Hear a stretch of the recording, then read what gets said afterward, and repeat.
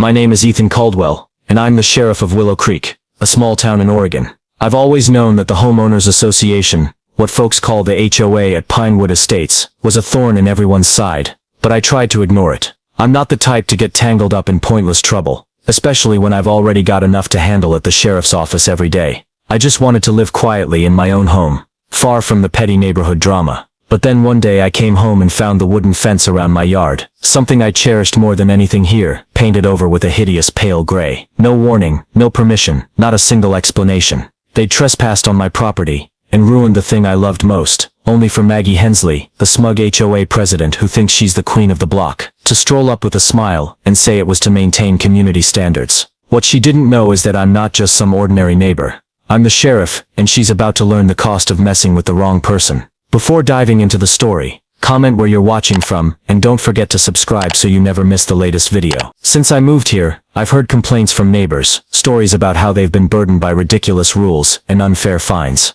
I've seen Maggie Hensley strut around the neighborhood, like she owns every brick, every blade of grass. But until that day she'd never come at me directly. I always kept my distance, not because I was afraid, but because I knew if she ever tried, she'd end up burning herself. I'm not the type to brag, and nobody around here even knew I was the sheriff. I like keeping things simple, living my life without anyone poking their nose in. But that didn't stop Maggie Hensley. From the day I moved in, she's been looking for ways to needle me. First it was polite letters, suggesting I should replace my fence because it didn't meet community standards. Then came the aesthetic violation notices, just because the fence's color didn't suit her taste. Me, like any normal person, tossed all that junk in the trash and forgot about it. I don't have time for that nonsense. I've dealt with enough criminals in my life, from thieves to violent offenders, and I wasn't about to let some overzealous housewife with a clipboard keep me up at night. But I underestimated her stubbornness, and I never expected she'd cross the line, turning my fence into the next battlefield in her sick little power game.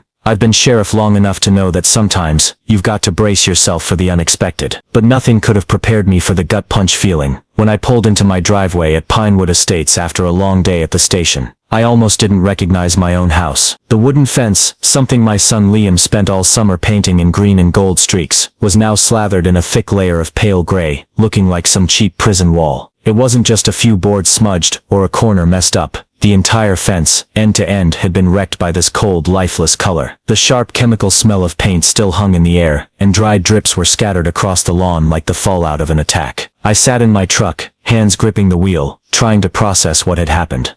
I stepped out, my boots crunching on the gravel path, and the first feeling was pure shock. This couldn't be real. Someone had trespassed on my property, destroyed something Liam and I had put our hearts into, without so much as asking me. That fence used to be a vibrant boundary, something warm and personal between me and the outside world. Now it looked like an abandoned lot, the gray paint smothering every trace of the colors Liam had picked. I walked along it, touching the still wet surface, and it felt like someone had just erased a piece of my memory. I could almost hear Liam's laughter from the days he sat out in the yard, brush in hand, painting and telling me about the buildings he wanted to design someday. All of that was gone, replaced by this dead gray thing. Then I saw it, the white truck parked a few yards down the street. The HOA logo plastered huge on the door like a victory flag. It all clicked. This wasn't a prank or a random mistake. The HOA had done this. They'd invaded my land, decided my fence didn't deserve to exist the way I wanted it, and turned it into something that fit their warped idea of community standards. I felt something I hadn't in years. Not the usual anger I'd faced with criminals in Willow Creek, but a cold, spine-tingling rage, the kind you only feel when someone's crossed the final line. I'm not quick to lose my temper, but right then, I knew someone was going to pay. I turned just in time to see Maggie Hensley step out of the passenger side of the truck. That smug smile I'd seen too many times in her letters plastered across her face. She wore a bright red jacket, clutching a clipboard like she'd just pulled off some grand campaign. "Hi Ethan," she said, her voice so falsely sweet I wanted to look away. "I'm so glad you're home. We just made a little adjustment to your fence to match Pinewood Estate standards." I stood there, staring at her for a few seconds, letting the silence sink in. She wanted me to blow up, to yell, to give her a reason to paint me as the bad guy. "Adjustment?" I asked, my voice steady, almost a whisper. "You mean you came onto my land without permission, and painted over my fence?" Maggie blinked a few times, clearly not expecting me to stay so calm. Her smile wavered, but she quickly regained her composure. "The HOA has the authority to manage the neighborhood's aesthetics," she said, her tone high-pitched like she was lecturing a kid. Your fence didn't meet the standard. We only did this to keep the community harmonious. Harmony. The word control freaks always toss around to justify their tyranny. I nodded slightly, like I was considering her words. But in my head, I was already planning. Then you won't mind if I take this to court, will you? I said. And this time, her smile dropped completely. I stood there, watching Maggie Hensley head back to the HOA truck with that smug strut, like she just won a game I didn't even know I was playing. The pale gray paint on my fence was still wet, glinting in the fading sunlight, and the chemical stench made my nose wrinkle. But as I turned back to my house and shut the door behind me, it wasn't just anger boiling up inside, though that was real. It was the memories of all the times Maggie and her damn HOA had tried to wedge into my life before. I'd ignored them, thinking silence was the best way to avoid trouble. But Maggie didn't stop. A few weeks later, another letter showed up, this time with a sharper tone. Aesthetic violation notice. The header read, followed by a long paragraph explaining how my fence's colors disrupted the balance of the surrounding homes. They even attached a list of approved colors, all grays, beiges, and muted browns that looked like they were picked from a cement factory. I tossed it in the trash again, didn't even finish reading. I didn't sign up with the HOA when I bought this place, and I knew my rights as a private property owner. They had no power to force me into anything, but that didn't stop her. The letters kept coming, regular as utility bills, each one more hostile, with vague threats of necessary action if I didn't comply. Then came the more direct harassment. Once I caught a guy in an HOA uniform standing in my yard, holding a tape measure and scribbling notes about my lawn. When I asked what he was doing, he mumbled that Maggie told him to check if my grass was over the height limit. I told him to get off my land before I called the cops, a funny line, since I'm the sheriff, but I didn't say that. Another time, I found a fine taped to my trash can because I'd left it out too long after pickup. Maggie didn't need to say a word, but every casual step she took toward that HOA truck said it all. I clenched my fists, feeling the wet paint on the fence catch the afternoon light, dripping onto the grass like traces of a silent war.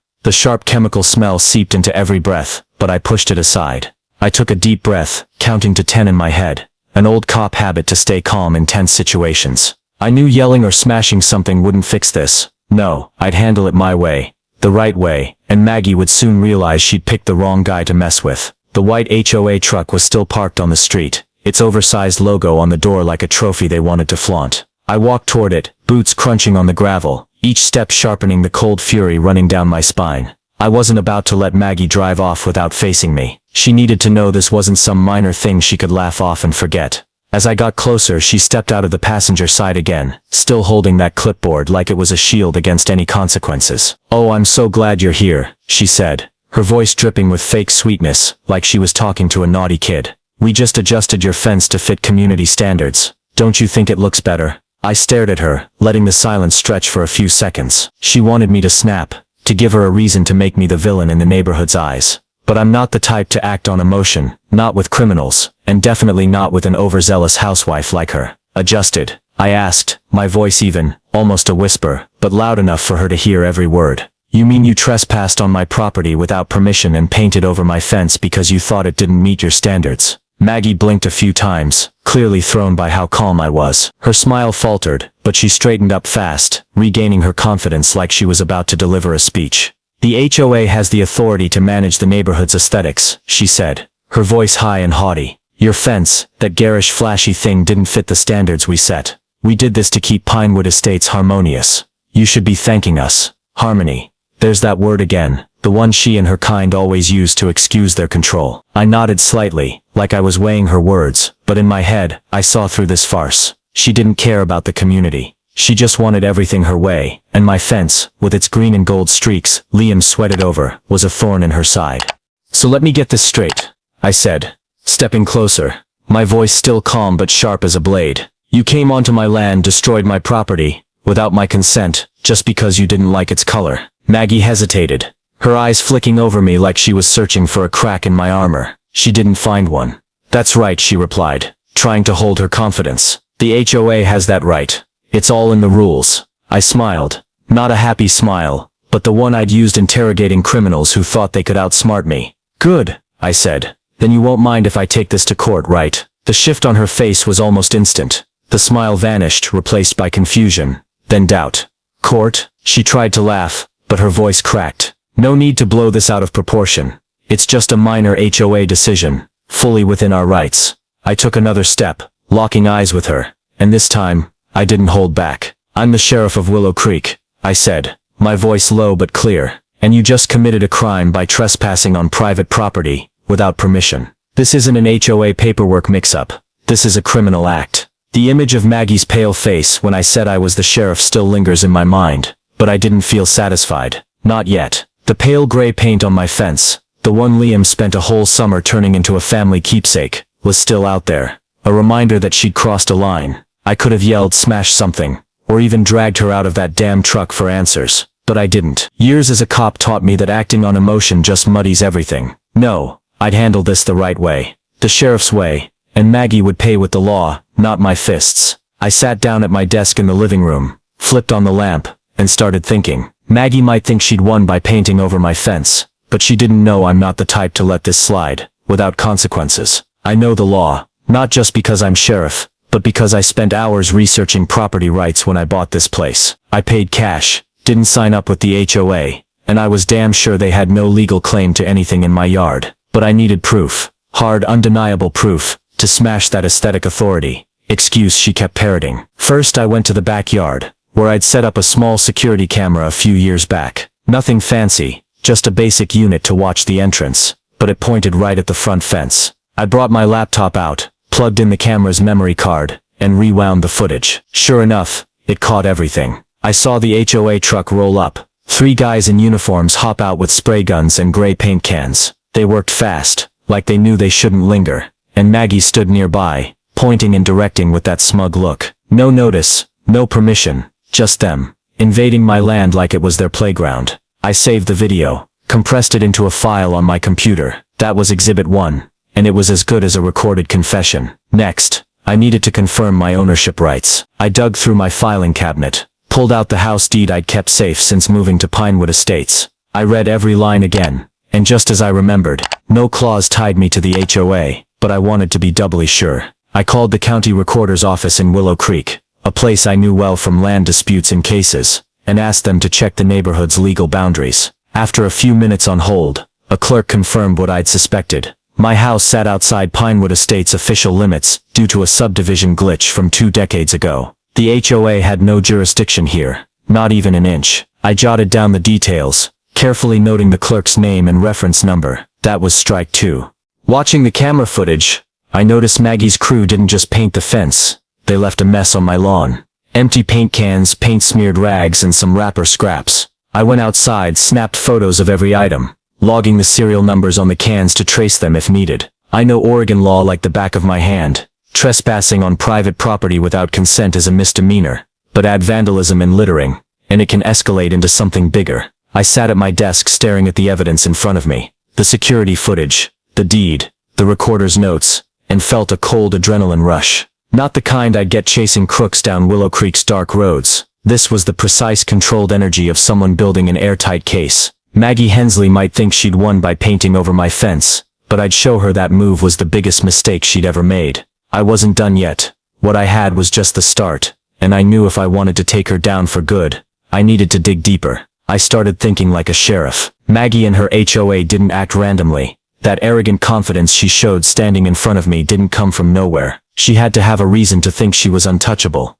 and I suspected it lay in how the HOA operated. I'd seen enough organizations in my career to know that people like Maggie often hide something dirty behind a shiny facade. If she was bold enough to trespass on my property without blinking, who knows what else she'd done to others in Pinewood Estates. I decided to dig into the HOA's finances. That's where the biggest secrets usually hide. I called Olivia Bennett, an auditor in Willow Creek I knew from an old case involving embezzled public funds. Olivia's the type who can find a hidden penny in a stack of papers a mile high, and I knew she wouldn't hesitate to help. "Ethan, long time no see," she said when she picked up, her tone cheerful but curious. "You calling about a case or just to chat?" I chuckled lightly, but got to the point. "I need you to look into the HOA's books at Pinewood Estates. I think they're up to something shady, and I want to know exactly what." Olivia agreed on the spot, and I sent her an email with the basics I had, promising to meet up to go over details. We met at Olivia's small office in downtown Willow Creek the next day. She'd already printed a stack of documents, public HOA financial reports any resident could request, but few ever bothered to check. I sat down, and we started flipping through. At first, it looked normal.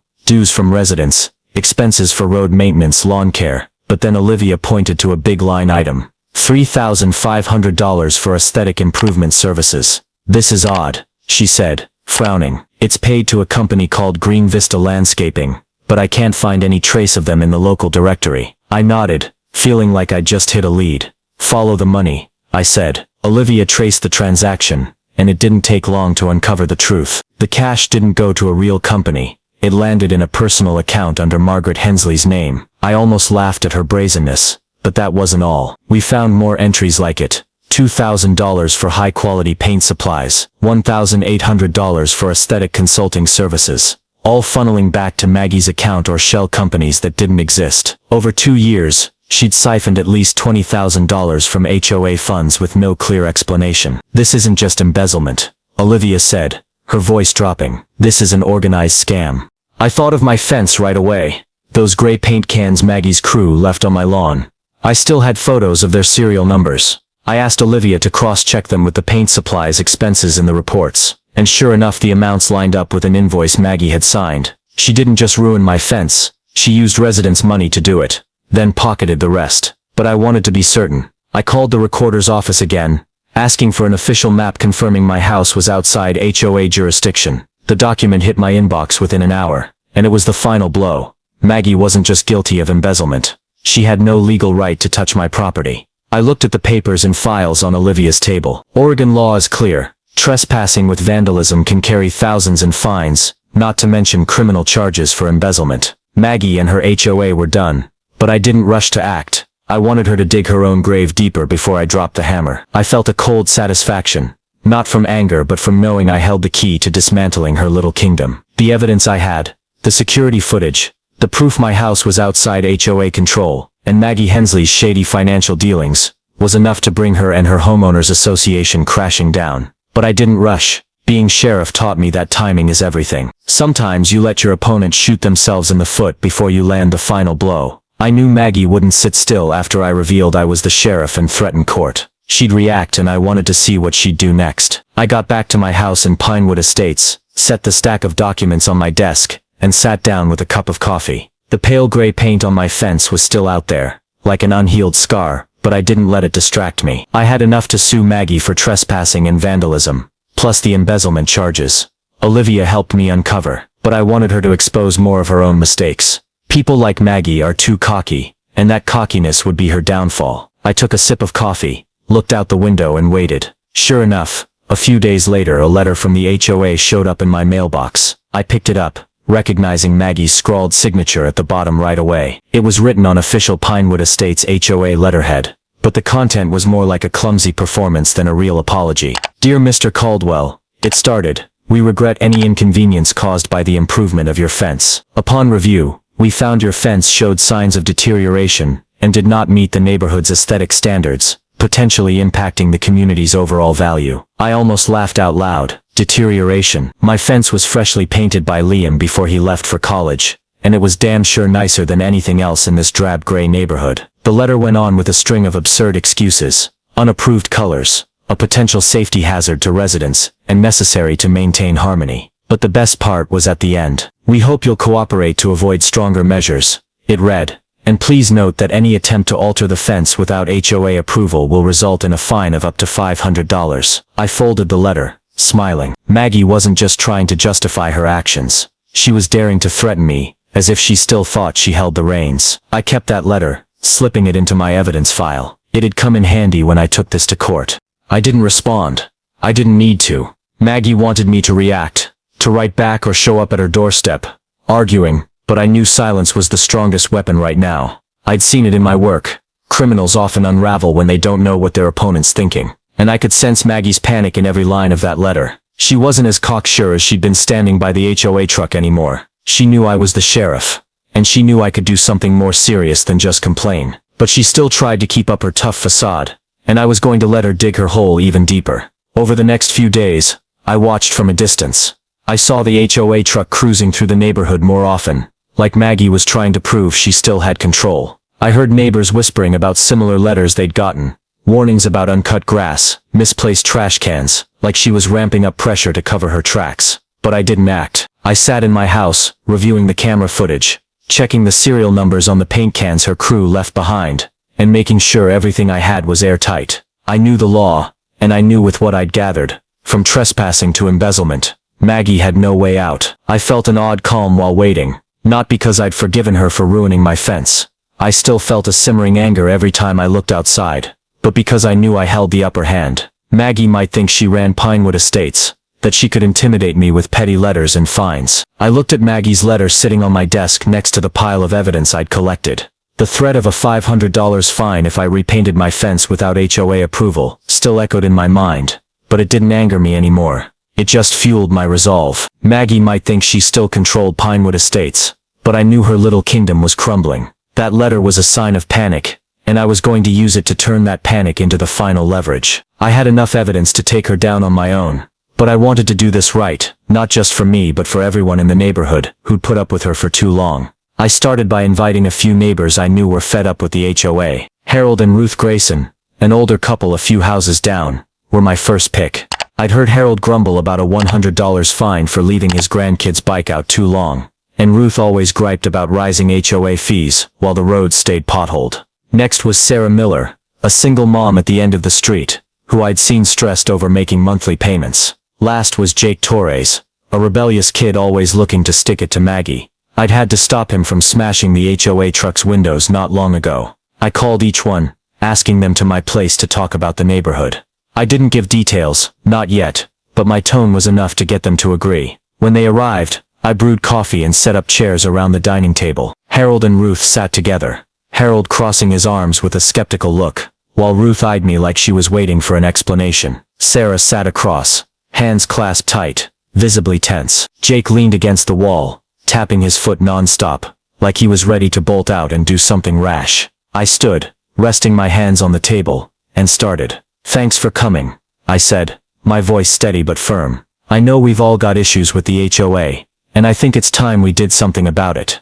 I told them about my fence, how Maggie and her crew trespassed, painted over the green and gold streaks Liam had done, and how she claimed it was community standards. I showed them the security footage, frame by frame of her teen spraying paint while she directed. Harold muttered something about tyrants, and Ruth shook her head. Sarah whispered, "They fined me once for leaving my kids' toys out." Jake snorted, "She thinks she's a queen or something?" I nodded, then laid the recorder's office papers on the table. "My house isn't under HOA jurisdiction," I said. "They had no right to do it, and I bet they've overstepped with plenty of you here too." But I wasn't done. I pulled out the financial reports Olivia helped me analyze, pointing to the shady expenses. $3,500 for aesthetic improvements, funneled to Maggie's pocket. $2,000 for pricey paint to ruin my fence. "This is your money," I said, looking at each person in the room. "The dues you pay every month. They're not fixing roads or mowing lawns. They're pocketing it." Sarah's eyes widened,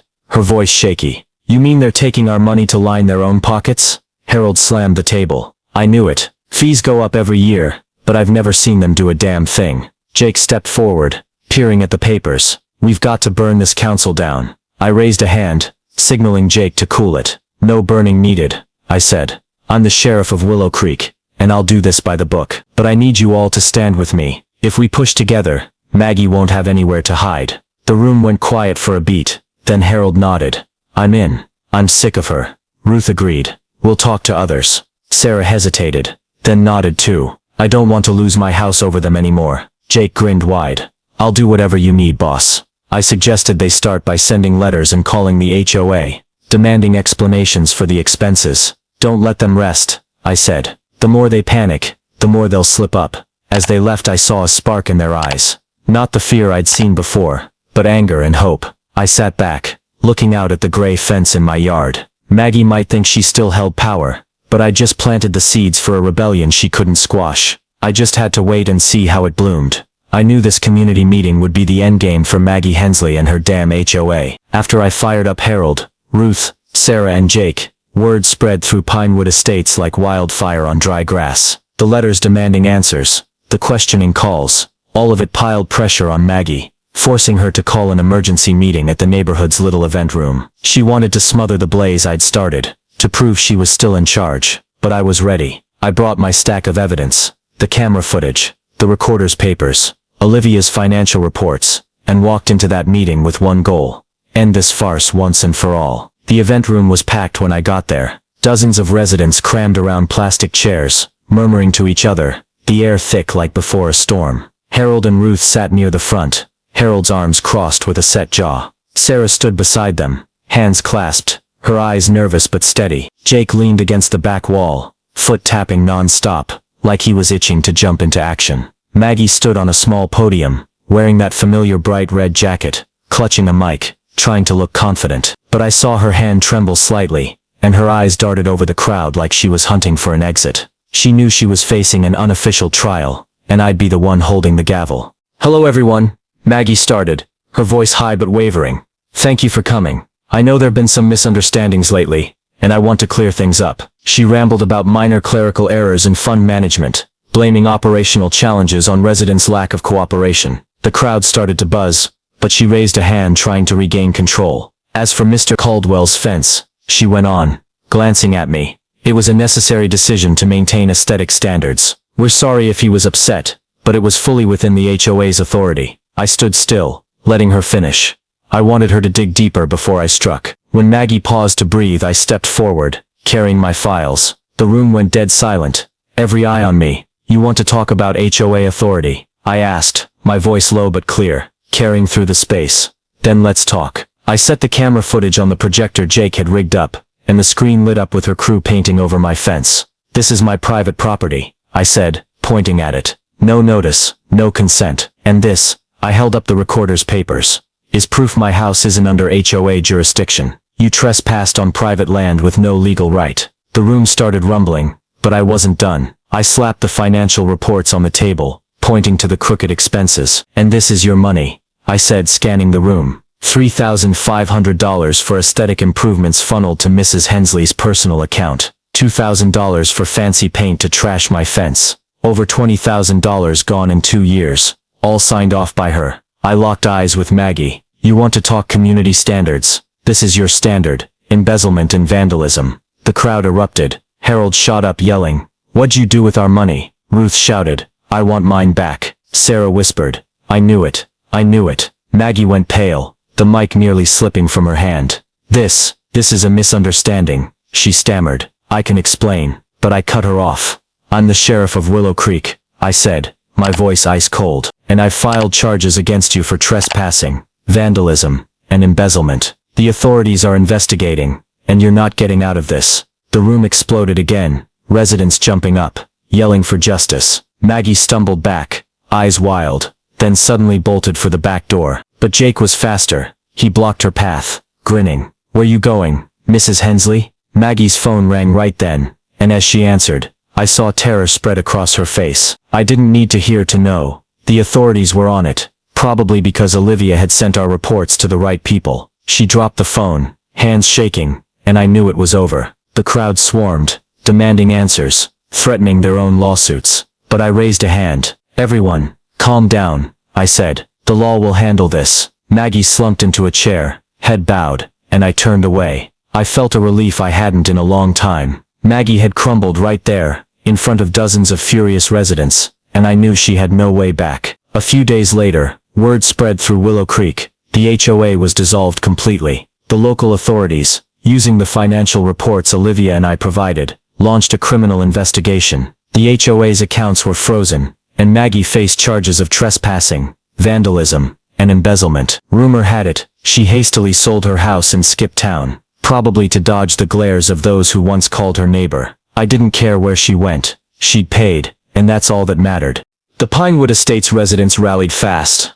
They elected a new council, this time without tyrants like Maggie. Harold and Ruth Grayson volunteered, set on keeping things transparent. Sarah Miller joined too, making sure no one got threatened with losing their home over absurd fees again. Jake Torres opted out, saying he wasn't cut out for meetings, but I caught him smiling more, like he knew he'd helped win this. One afternoon they showed up at my place, not just Harold, Ruth, Sarah and Jake, but a dozen others from the neighborhood. They brought cans of green and gold paint, brushes in hand, and together we repainted my fence. Maggie's pale gray vanished under the vibrant streaks Liam had once made, and for the first time in weeks, I felt my house was truly mine again. Liam called me right after, checking in from Portland. I heard about the fence thing, he said, his voice a mix of surprise and pride. You really took down a whole HOA. I chuckled, filling him in. From finding the fence trash to the meeting where Maggie fell apart. Liam went quiet for a bit, then said, I'm glad the fence is back, but I'm gladder you did the right thing.